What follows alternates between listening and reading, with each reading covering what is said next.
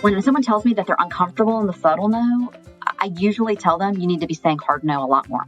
Just start to make that your default and then see what happens. And most of the time they report back to me, yeah, I started saying no to everything that wasn't a hell yeah.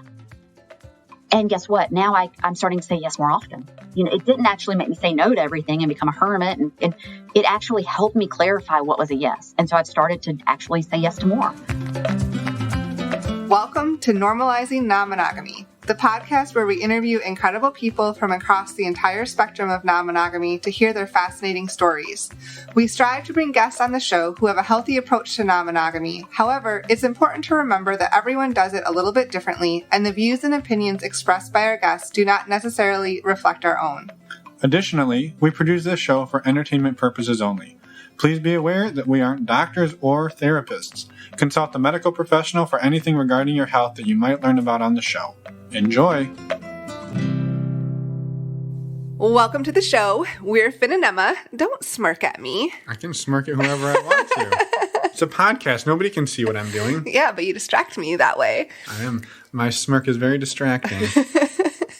Welcome to Focus Fridays, Season 2, Episode 3. This is Part 3 of the Enneagram Experience with Kelsia. We took a deep dive in all things Enneagram with Kelsia, and we have an amazing conversation again with her today. This is the finale. Yes. So that cliffhanger we left you with last week, we're going to pick up there, and we're going to tie it all together. Yes. If you haven't listened to the last two parts, we highly encourage you to go do that because you will likely be very confused if you don't listen to those first. Yeah, I would definitely recommend listening to the last two. I mean, it's amazing. You get to hear me cry in the first one.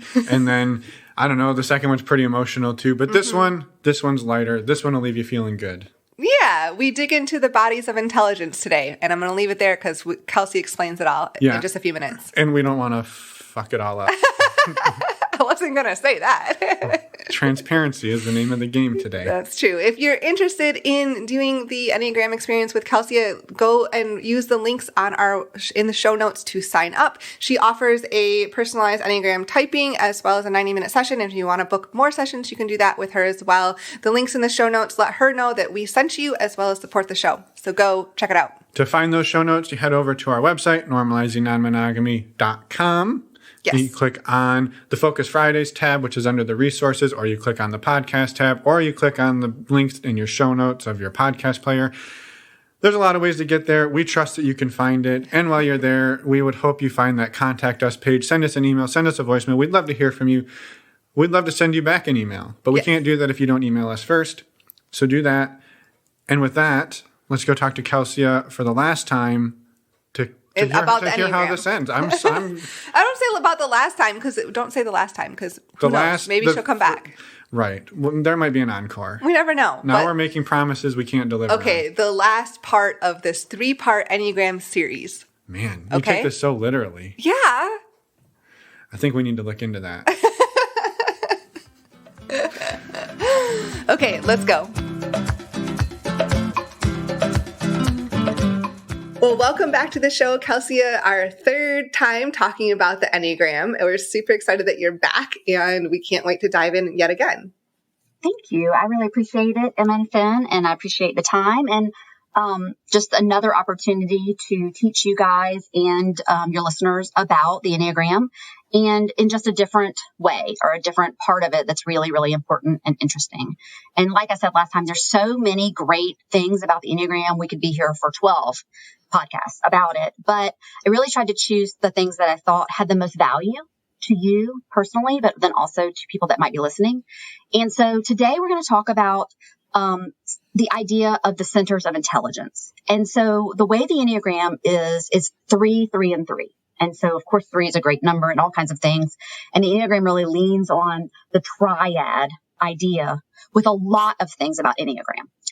And the triads that we kind of have mentioned, especially in the first episode we did, where we really just talked about all of the numbers, we talked about the feelings and the core motivations. And one of the kind of interesting things about the triad is they're sort of aligned by the numbers based on certain things. And this is just another thing that sort of groups them together in threes. So there are 3 centers of intelligence that the numbers each fall into. There's the body, or the gut or the instinctive center of intelligence. And the numbers for 8, 9, and 1 are in that triad. And I'm going to remind you that they're also in the anger triad. So the primary emotion that leads this group is anger.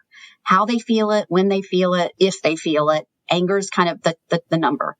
And these are body-centered numbers. So they're in the body center of intelligence. The second is the heart, or the feeling center of intelligence. And the 2, the 3, and the 4 fall into that triad. And their core emotion is shame, or some people call it distress, but it's sort of a hard emotion. And they are in that heart or feeling triad, and that center of intelligence. And the last one is the head, or the thinking center of intelligence. And the 5 and the 6 and the 7 on the Enneagram fall into that triad. And their core or primary feeling is fear. So they fall into that grouping. And each of those centers have sort of a highest self. So if they were at their most healthy, or their most authentic, or their most fulfilled, or their most adult place on the Enneagram, the body center of intelligence are going to be very grounded. The heart center of intelligence are going to be very connected to others and themselves. And the thinking, or the head center of intelligence, is going to have a quiet mind. So they're going to kind of be at peace. And we need all the centers, and we have all of the centers. So even if your number falls in one, it's the one that it would be the best for you to learn to lead with. But we need all three of them. No one can exist with just one center of intelligence. We're full beings, and like we've talked about before, you need all three. But when you are in the head center, it's your goal, or what you're trying to do, is to make life certain, to be secure for yourself and for others.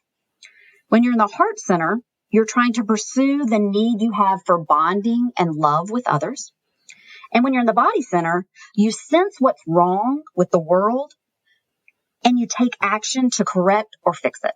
So those are the three centers and sort of what they make up. Now let's talk about, real quickly, before we dive into you guys and a little experience, what it would be like to lead with each center. So if you're in the head center, you're going to lead in this way. So in your best self, this is almost like a superpower you have. You're connected to that center more. And if you can learn to tap into this, you're going to lead this way. So you're going to lead filtering the world through your mental faculties. And your goals are going to be to minimize things that are scary. You're trying to lessen fear for you, for people you love, for strangers, anyone. And you do that by trying to manage potentially painful situations ahead of time, or planning. These are the planning numbers. And so you do that also to gain a sense of certainty so that you can be less afraid. So this is going to be an analyzing, an envisioning, an imagining, preparing, a planning. It's all of those activities belong in this head center. And so people in the head center try to figure out the world, try to understand things in a way to gain security. And they assess risk, and they follow the rules, and they do a lot of anticipating the future. So it's a lot of thinking about what will happen, or what could happen, or what might happen. But we need the head center because it's also where we get thoughtfulness. It's where we get discernment. It's where wisdom comes from. And when it's in that quiet place, it's where real peace is found. So if you lead with the heart center, you're going to perceive the world through your emotional intelligence.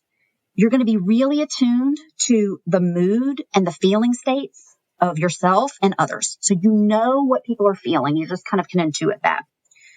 And you have a need for acceptance and contact and affection, bonding, and to feel loved and lovable.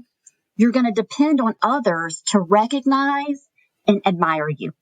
So your sense of, am I safe, is about making sure that other people are bonded with you and they accept you and they love you. And so what these numbers do is they create an image of themselves that makes them special. And that helps people to love them. So either you're going to be really helpful, like a 2, and you need people to need you, and that's where you get yourself from. Or you're going to be a 3, who's an achiever, and you're going to create this image of being a great and wonderful, and people are going to kind of praise you, and that's how you're going to get your acceptance. Or in a 4, you're going to be this broody, moody, really special, unique being, and that's going to draw people to you for your creativeness and just your ability to feel feelings. The good that comes from this number and this head center, heart center, is that it helps us have empathy, kindness, understanding, and compassion. And we need to lead with this center for really good relationships. So when we lead with that center, we're all about relationships. And when we are all using that center, we're really good in our relationships.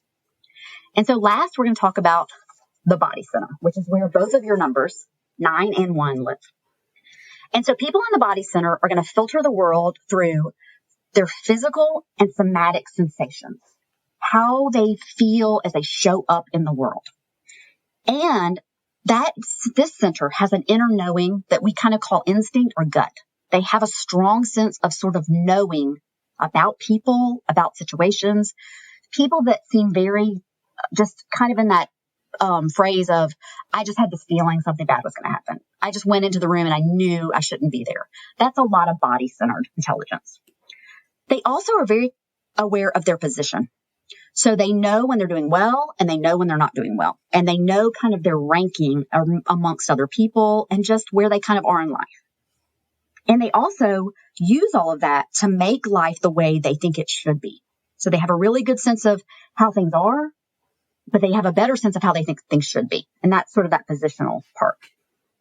But the body center is about place. They want to know where they are in the world and how they're feeling in the world. And they don't want to have a lot of discomfort. So they're trying to minimize that. But the body center is the most grounded to here and now of all of the centers of intelligence. It is present moment focused. What is happening right now in this moment, in space and in time and in spirit. So everything that's happening right now, they're keenly aware of. So if they're trying to make it better, it's because I know what's wrong right now. If they're trying to keep the peace, they know what's in conflict right now. And if they're trying to protect or right or wrong, they know what's not right and needs to be fixed right there. So all of those numbers are just present sense. And so we need the body center because the energy that we need to have action, to correct and fix and champion, all happens there. To decide how much power it's going to take to get things done and make things right is happening there. But most importantly, I think, is to be grounded in the moment. You know, to be fully present takes to be in your body. You have to be there to be there. And we really don't want to lose that sense of that center of intelligence's power. So we need all three. But each number on the Enneagram has a home base. It has one that it's a little bit more suited for just naturally. What happens is when we're not really comfortable with our own center of intelligence, we lean too heavily on the others. So for example, if you're a person that's in the body center and you've never really taken the time to know how you feel, and 9s are probably some of the worst at this. We don't have a lot of time to worry about what's happening with me. So we don't really take a lot of time to get the messages that our body is trying to send us about this isn't okay, speak up for yourself, say no. So we tend to kind of shut down some body-centered stuff. And we start to rely on our feeling or our thinking centers, our heart and our head centers more, which is fine, but those aren't our home centers. So it's sort of like a crutch, like we're walking okay, but we could be doing it a lot better if we weren't leaning on those other centers more than we should be. So what we want to do is we want to work to get more comfortable with the center that's our home. And for your numbers, it's the body center. So that's what we're going to do today. If you guys are interested and ready, we're going to do a little exercise to teach you guys how you could get more in touch with your body center of intelligence. Yes. Ready and willing. You know what? I'm going to say 2 things before we get started. First of all, everyone listening, do this along with us. This is a great thing. I don't care if you're an 8 or you're 9 or you're a 1 or you're any of the other numbers on the Enneagram. Everyone needs all the centers. And this exercise that we're going to do, there's not a person alive that couldn't benefit from this work. So everybody should do it. It's such an easy thing to do. And it's really going to give you a lot of information about your body communicating with you. The other thing I want to say is that this exercise came from a woman named Diana Chapman, who is an amazing therapist and author. She is featured on an episode of Tim Ferriss that I'm going to link in the show notes with you guys. And I highly recommend you listen to that. And this exercise actually came from that podcast. She's written about it as well, but it's a great one. And she does it beautifully, and I'm going to just sort of borrow it. But it's a great listen, and I highly recommend. She's a brilliant woman and really has a lot to share. So what we're going to do today is a kind of a somatic or a body-focused exercise. And what we're going to try to teach ourselves is, what does it mean to have a full body yes, a full body no, and then sort of a subtle no. So there's lots of times in our lives where it's a hell yeah. We want to do it. We really are excited, and we want to embrace those things. Our body's really loud in that moment. And it's the same thing with a no. A lot of times our body is screaming at us, no, no, no, red light flashing, and we can feel it. A harder one can be sort of a subtle no. And to really be present and value our time and our effort and our energy, it's really important that we start to pay attention to subtle no's, because those are things that are sort of a waste of those things. So yeah, they're not going to kill you, but we don't have unlimited time and energy and money and resources and all of those things. So if we can start to be more in tune with when it's not really a yes, we can start to say no to more things that aren't a valuable use of those things. So I really want to focus on that, but we're going to do all three to really help you guys learn this. So the first thing you're going to do is close your eyes, because I want you to not be paying attention to what's happening, but be paying attention to what's happening inside your bodies. So your bodies know what a yes and a no feel like. And what we're going to do is try to tap into what they try to tell us in those moments. So I want you to think all the time when you had an experience that was very positive. It had a positive impact on you. It was joyful. It's something that you would absolutely, without hesitation, say yes to again. And I want you to go back in your mind to that time, to that moment. And I want you to try to recreate as much as you can of that memory. Replay the scene in your mind with as much detail as you can. What did you see? Who were you with? Are there any sounds? Any smells? Anything that you can add to this experience of that full yes? And as you kind of feel that, I want you to pay attention to your body. Where do you feel the energy of your body centered or flowing? Is there a part that feels almost like it's vibrating a little, or it's glowing, or it's just heavy, or it's full? Maybe it feels warmer or cooler than normal. Do you, in your mind's eye, see any colors or any visuals? Maybe you hear something like tones or sounds. You really want to just kind of explore your body and pick up on what feels just yes, good, forward pulling. And I want you to kind of stop right here and map this out in your body, because this is what your body feels like in a full body yes. And I want you to kind of take a mental picture of what this feels like, because this is your body center of intelligence saying, let's do this. This is good for us. All right. Now I want you to kind of shake that off, because we're going to go a different direction. So sort of let that go. And now we're going to do the same thing. So get back kind of into your chair and close your eyes again. And we're going to go the opposite way. So I want you to think of a time you would not want to repeat. Not so far as something traumatic, because those are different sensations, but just something you would not say yes to, that this would definitely be not a rewind. You would not go back and do this again. It was a no. And just a real no thank you moment from your past. And we're going to do exactly the same thing. I want you to remember as much as you possibly can from that moment. Where were you? Who was with you? What did you see? What did you hear? What did you feel? And then again, I want you to scan your body and pay attention to what's lit up. Are you tight somewhere? Are you hot? Are you tense in a different place of your body? Do you see any colors or visuals? You hear anything? This is a place where people will taste a bad taste in their mouth, literally. But I want you to go and do a map of this feeling, because this is your body in a full body no. And when you feel this way, it's a clue from your body center of intelligence to say no. So I want you to take a mental picture of this feeling too.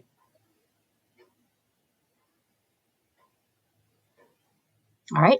So now we're going to shake that one off too. All right. So one more Shake it time. off. This is it. Shake that off. Last time. And this is the hardest one, but I want you to try and see, because this is subtler. It's quieter. It's not a scream, but there's still some information to be gained here. And I think in a lot of ways, it's more important information. So let's close our eyes one more time. I want you to try to think about a time that you said okay to something. And a part of you sort of knew it was going to be a waste of your time. It was an moment. Now, again, it didn't cost you a tremendous amount like that full body no, but you sort of knew you shouldn't have taken that call, or you shouldn't have gone to that lunch, or you shouldn't have taken that trip. It just was a ugh. And it's kind of a quiet, light no. But I want you to think of a memory, if you can, of a time when that happened. And then we're going to do the same thing. Remember as much as you can. You're trying to really be there again with your body. What happened? Who asked you? Where were you? What was around you? And again, I want you to feel your body. Feel what's lighting up. What's getting hot? What's getting cold? What feels tingly? And then one more time, I want you to go and make a map of what your body is telling you about a subtle no. This is a way to learn to say no to things that are a waste of your time and your energy and your emotion. So I want you to take a mental picture of this too. Now you can open your eyes and we're done. So you can shake off that too. It's always good after a somatic thing to shake your body out. Shake it out. It's coachy. Yes. Shake it off. Thank you, Kelsia. So tell me what you guys' thoughts about that were. And don't share the experiences you're remembering, of course, but talk to me about if you felt any difference in your body. Did your body, I like to say, understand the assignment and go, oh, okay, let me give you some data about this. And if so, what did you learn? What did you key in on? Do you want me to go first? I think what I noticed with the full body yes was my breathing slowed down and my shoulders relaxed. And I just was less tense in general. I just felt more at peace and calm and relaxed and excited, which is just it's a peaceful feeling, right? You're at ease. With the full body no, I was definitely much more tense. I felt my breathing was like a little bit more rapid. Mm-hmm. And just heaviness in my chest overall. With the like a maybe no or a soft no, that's for me, that goes to my gut. Mm-hmm. And I often, it feels like a pit in my stomach and it hurts. Mm-hmm. I'm probably because I'm not always good at listening to that. Yeah. Yeah. It's a hard one. Yeah. Yeah. It's, when something's a really strong no, that's easier to like listen to. When it's just a maybe, I almost always tend to say yes. And that people pleasing tendency and peacemaker in me. But sometimes I need to do a better job listening to my gut. So I feel like my body listened pretty well to the assignment. Yeah, I could notice differences as you talked us through it. Wonderful. What about you, Finn? Yeah, so for me, maybe it's better to go in opposite order of like the hard no. So I feel the like I guess a soft no. Mm-hmm. That one I tend to actually feel more than the hard no. Like for some reason with the hard no, like it's easy for me because I'm just like, this is not going to happen. And I just kind of know like it's not. Mm-hmm. And so I don't spend too much time on it, but like, I definitely feel it like in maybe like my solar plexus, kind of like upper gut. But the like soft no is one that is like, I think I spend like a majority of my time there in general. And so it's like a combination of like gut, solar plexus, and then like in my like chest. And it just feels like, a vice. Like, yeah, like there's a giant vice just cranking down on it like all the time. And so the yes, when that happens, when I am where I feel like I should be or doing something I feel like I should be, I feel that like pressure release temporarily. Mm-hmm. But it's not easy for me to get there even like in an exercise like this. Like it's difficult to like fake it till I make it on that one. Right. The full body yes is what you're talking about. Mm-hmm. So maybe for you, the full body yes is a lack of those other feelings. You know, a lot of times it's not what you feel, it's what you don't feel. Mm-hmm. So I tell people a lot of times that, you know, they'll say, well, when one of them, I just felt nothing. I'm like, great. That's what it feels like. For you, a yes is no vice and no, you know, maybe it's no tightening, but it's no sure no. It's just that other sort of spacey feeling that's like, this is a go. Okay, good. I go forward this way. So it can be, the state of your body can just be sort of nothing. And that's just the state it is. And I'll tell people, do this. You can do this often. It's not a bad inventory to do several times a year. Really sort of learn, especially if you have a big yes. Like, wait, I want to remember what this feels like. This is a definite yes. So you're sort of mapping it as you go. Now that you sort of have the roadmap, you can do this, of course, anytime you want, all the time. But pay attention. If you are saying yes to things and it's definitely a great yes and it works out great and it's definitely was a sure thing, do you just kind of feel an absence of any hard no or just that pull of I'm not sure? And that may be the mapping for you of what a full yes feels like. It actually just feels like peace, like nothing. And that's learning for sure. And that may not be a place that there's any need for alert. It's just your body going, keep walking, keep walking, keep walking, which is great. So. Yeah, that kind of resonates. Mm-hmm. Yeah. Yeah. And this is all, like I said, new information, but information that's really valuable and not necessarily, in the K-12 curriculum for us as human beings when we get all our information. You don't have a lot of classes where it's like, let's talk about your body's information system and things like that. So it can sometimes be something we sort of figure out later. And we have really good ways of listening to the other centers, and this body one can just be a mystery. So I think there's also a space here for us to talk about other ways that our body talks to us. When we developed as human species, we developed a very strong verbal ability. And for a lot of people, the verbal ability became the primary way that we got information and the primary way we gave information. I think before we had such a complex and well-developed verbal system, we probably relied on a lot more physical stuff.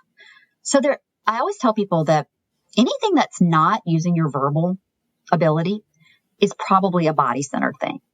So there's lots of ways our bodies talk to us. And another thing that's a great clue of it's your body talking to you is if you can't make it do it on your own. So people will say, I get really flushed when I'm especially when people are in awkward situations socially.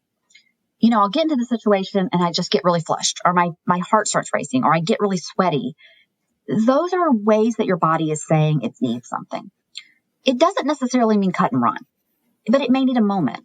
It may need a little bit of reassurance. It may need a little bit of sort of inner confidence building where you're like, we got this. This is uncomfortable. Let's carry on. It may need to leave. It may need an exit. But anytime your body is acting in a way that's against what you would like it to do, I usually say that's your body saying, hey, pay attention to me. And it usually serves us to do it. So even if that is just a pause where you say, what you trying to tell me here, is enough sometimes for the body to say, I'm nervous, I'm worried, are you sure about this? And to check in again with the other center of intelligence, our brains or our emotions, and let those things make decisions as well. It's really a way to link it all in, to use all the centers together as a team. But the body is sort of the toddler of the group, so it doesn't have really good verbal skills, so it tends to throw itself on the ground and flail. And I always tell people, be grateful when your body does that, because even though it's betraying you, if you're in a social situation, you're soaking through your dress, it's trying to help you. It's concerned. It's got issues, and that probably will serve you if you stop and figure out what they are. So it's a really good practice to start to stop when we feel our bodies doing things that are outside of our control or our wants, because there's usually a reason for it. And that reason is usually information. Either it wants more information or it wants to give us information that it feels strongly about. So I think that there's lots of tools people can use if they would love to be more in tune with their somatic senses. And they probably have most of them. And it's not really all that far out of the realm of what they do every day. It's just listening to the signals that they're getting. And what sometimes happens is that people will numb their body system.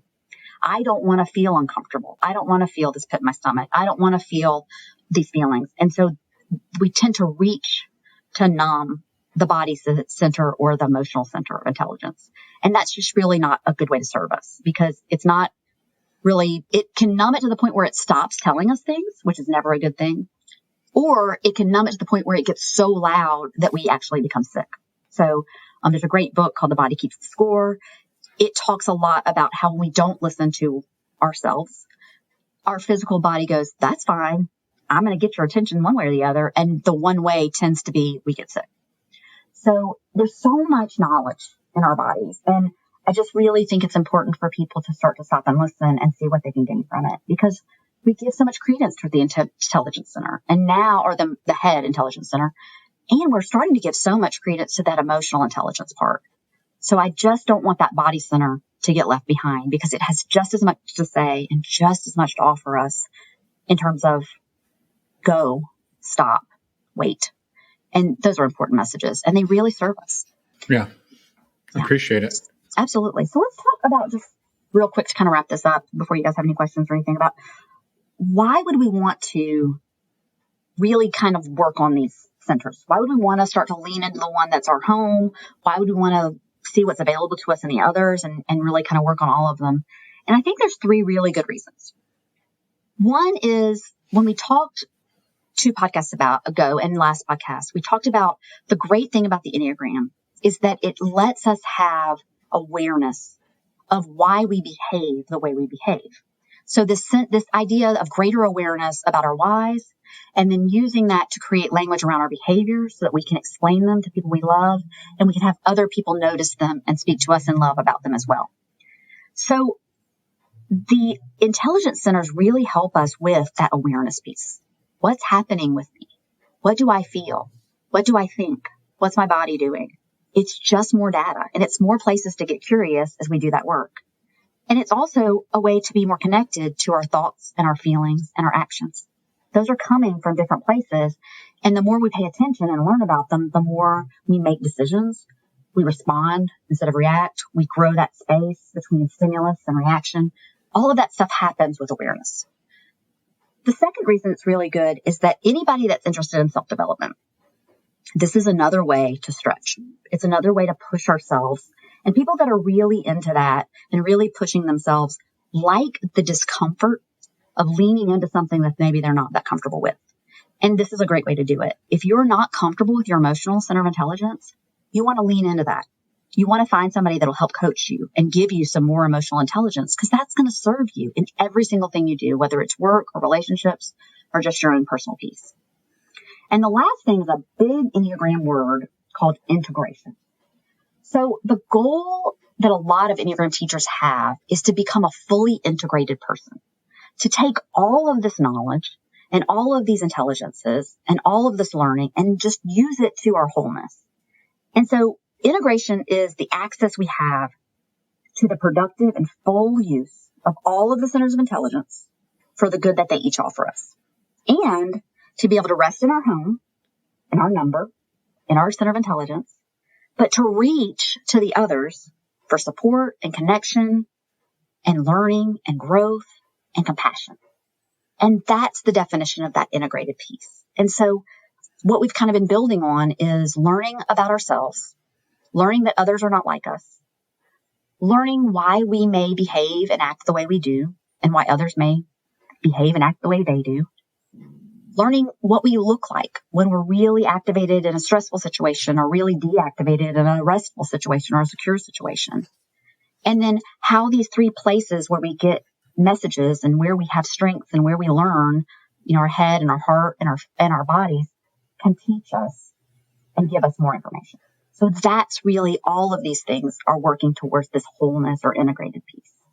And so our centers of intelligence are just another tool in the Enneagram toolbox to help us get there. Yeah, thank you. That makes so much sense. And we appreciate you diving into all of that as well. For people who want to learn more, I know you mentioned the podcast and a book, and of course, Enneagram resources. Do you have any other resources that you would encourage people to learn more about the body system? And absolutely. I really feel like the book, I'm going to give you a link to it in the show notes, is so important. It's just anything that you can read about somatic work is really important. Also, people that are interested in getting more in touch with their body, go to a yoga class, get a massage, do something that's actually, and then pay attention to your body. A lot of times we just don't give ourselves a lot of love in the center. And, it's a place where we have this ability because we are living in this body, and it has more nerve endings and all of these ways that we can access it.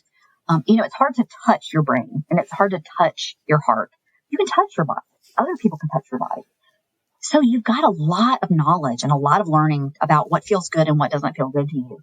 Not just maybe in a sensual sense, but in a just day-to-day life sense. So anything that makes your body have to interact and you have to kind of pay attention to it. That's why I really love yoga, just because yoga is focusing on those different, movements and those different stretches and those different poses and really being connected with your body, being connected with the ground. Grounding is another thing that's really great. Being outside barefoot and just sort of feeling yourself on the planet. It's really, really great somatically. It really does something. There's very little, we talked about this before, there's very little in nature that doesn't help us connect with ourselves. And so if you are one of those people that are busy and running around and you also don't feel very connected to your body, a simple thing that you could do that's not talking to a coach or reading a book or going to a yoga class is go outside and find some ground to stand on with nothing between you and the ground. And it's amazing how much that can light you up in a way that people are surprised about. Children love to run barefoot and it's just this natural thing to them. And as adults, we just kind of shut that down.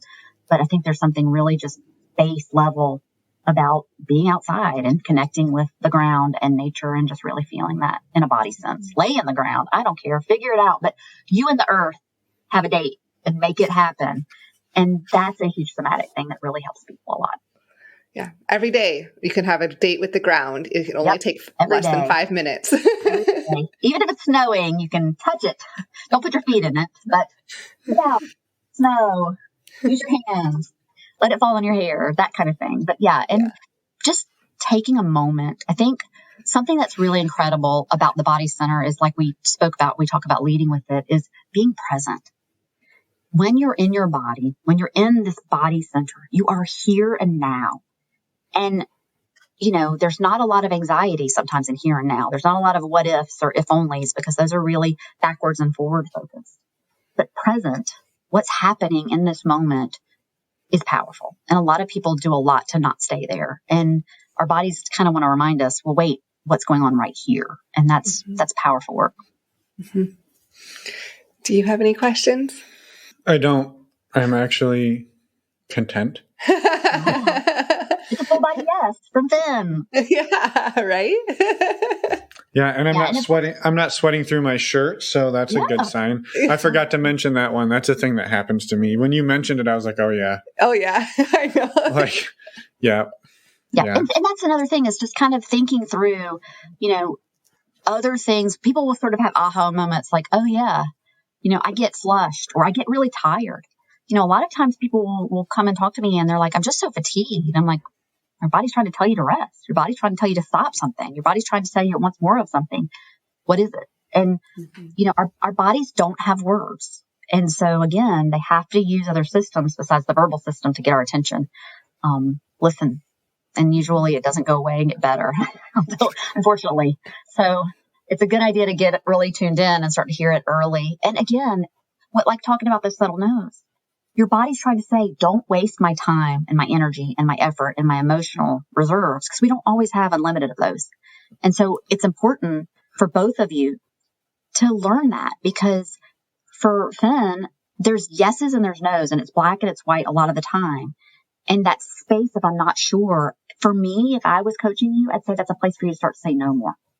Because again, you can always say no and retreat back and realize that you misspoke and want to go with yes. It's very difficult to unsay a yes. It's just harder. So when someone tells me that they're uncomfortable in the subtle no, I usually tell them you need to be saying hard no a lot more. Just start to make that your default. And then see what happens. And most of the time they report back to me, yeah, I started saying no to everything that wasn't a hell yeah. And guess what? Now I'm starting to say yes more often. It didn't actually make me say no to everything and become a hermit. And it actually helped me clarify what was a yes. And so I've started to actually say yes to more. But starting with saying no is a good way for ones, especially, to do the work. If you're not sure, say no. And that will help you get clear about what to do. For you, Emma, saying no is an open door to conflict. And that is scary. Mm-hmm. So there's work for you in saying no more. Saying no to a deadline, saying no to another project, saying no to an ask. Again, you can always retreat and come back and say, you know what? I've done some looking at my calendar. I've done some work on my schedule, and I can actually say yes to that. Most people will be thrilled. You're not going to disappoint anyone by coming back with a yes. But leading with a no is sometimes good training to get better at saying the good yeses and the good nos. Mm-hmm. So that's just some work that you guys can learn from that place. Mm-hmm. Yeah, no, that's really helpful. And it's awesome thoughts, I guess, to reflect on and to keep thinking on. So we really appreciate all of the information you've given us in all three of these sessions. It's been we feel like a deep dive, but we've learned so much and really appreciate, all your time. And thank you so much for that. Of course. Thank you. I really appreciate getting to share this tool that I really love. I think is just so much value. And I just appreciate you guys being interested and curious about it and letting me talk about it and geek out on Enneagram stuff. I love that. And, of course, I'm available if anybody wants to do more work on that area. They can come and reach me through the contacts, because I'm always happy to chat with people about Enneagram and what it can do and how it can help them in their lives. Yeah. So I wanted to ask you quickly about that too. If somebody wants to book a session with you, can you just briefly describe what that would look like? Yeah, absolutely. So, when people decide, especially, I highly encourage them. I'm thinking you'll have a link to it about the Enneagram Experience. It's really an inexpensive way to do a little bit of Enneagram work, and you get a lot of information from it. So what will happen is that if you decide to purchase that, then I'm going to get an email, and you're going to get an email from me that has all the information about your typing. So you, Emma and Finn, you guys went through this, and you're going to read some information, and we're going to do some back and forths over email where we kind of get clued in on what your number might be. I'll send you some stuff to read. And all that happens before you actually meet with me over Zoom. And then at your convenience, after we've kind of geared in on what your number is, or at least what we think it is, you'll just book a session at your convenience, and we just do sort of a 90-minute conversation. We talk about a lot of what we talked about on these 3 podcasts. We talk about your number in depth. We talk about areas of growth. We talk about where you look like in stress and what you look like in insecurity. We talk about your center of intelligence. And there's a lot of other things that we can talk about based on where people feel like they need the most help, or where they would really like to grow, or where maybe they feel like the Enneagram could help them and become more of a tool for them in their lives. And I do that with individuals or with couples. It really pretty much looks the same. It's just having 2 people versus 1. Awesome. Yes. Links to purchase that will be in the show notes, as well as to read more about it, all in the show notes or in your podcast player. Do you have anything else? No, just I wanted to say a huge thank you for taking the time to do this. And when we kind of started it, we didn't really know where it was going. And I think I'm really excited about it. I'm really excited to get it out there because it's been impactful for the 2 of us and in our relationship and in our relationships. And so that is, I think, what kind of drove us to be like, well, we need to dive into this a little more and we need to share it with as many people as we can. And so we're grateful that you were willing to do that, and we're happy to do it on our end. So thank you. Thank you guys so much. It's been a real joy. And like I said earlier, if nothing more came from it than just the growth that you guys were able to have, that was a huge blessing to me. So I'm really, really happy that it was impactful to you and that it meant a lot to you guys. And that you, again, people don't have to pay any money. There's lots of resources on the internet if you just want to read about Enneagram. It's such a valuable tool for relationships and for self-love and for self-compassion. So, even if you're like, I don't have a penny to spend, and they listen to these great podcasts, and then they just want to go and just Google it up, please do it. It's a great way to just learn about yourself and to be able to know yourself and explain yourself to others in a way that just really helps you and helps your relationships. So I really appreciate you guys' time, and I just really appreciate your curiosity and going along for the ride with me on this Enneagram journey. Yeah, of course. And we'll include links for people to get started on their research too. Absolutely. So they'll have those options. Yeah. Well, thank you again. Enjoy the rest of your day, and we'll be in touch. Thanks, guys. And we're back. Crushed it. Nailed it. Thank you again, Kelsia, for all of this amazing conversation and for teaching us so much about the Enneagram and helping us both better understand ourselves and each other. It's been incredible. And yeah, thank you. Yeah, and also I think one of my big takeaways is I'm not supposed to tell Emma she's being a real 9. No, you're not. I think it, but I don't say it. That's one of the rules of Enneagram. Just Enneagram like 101. I can't tell you you're being a real 1. You don't have to. I'm well aware. Well, I'm well aware I'm a 9 too. All right, fair enough. Anyway, if you have any feedback on this 3-part series, we'd love to hear from you. Go to our website, normalizingnonmonogamy.com, click on the Contact Us button, and send us an email or a voicemail. Also, if you're interested in doing the Enneagram Experience with Kelsia, she is offering a typing experience with, she'll figure out your type and then do a 90-minute session with her as well. And if you want to book more sessions with her, you can go and use the links in the show notes to sign up. That lets her know that we sent you, as well as supports the show. Yeah. Did I miss anything? I don't think you missed anything. All of the information in summary on our website, normalizingnonmonogamy.com, and click in the show notes for this episode. And next week, we've got our regularly scheduled episode on Wednesday. Yes. I don't remember who it is. We did not plan. I did not plan to even talk about this. So. No, just come back next Wednesday and listen to our show. Yeah. And you never know who it'll be. No. It's totally a surprise to you and to us. Well, when we're recording this, it'll be a surprise. But when it actually releases, we'll know. Thanks for clearing that up. Yeah. Being extra literal, huh? I had to keep the theme, throughout the intro and the outro. Perfect. Continuity, important. All right.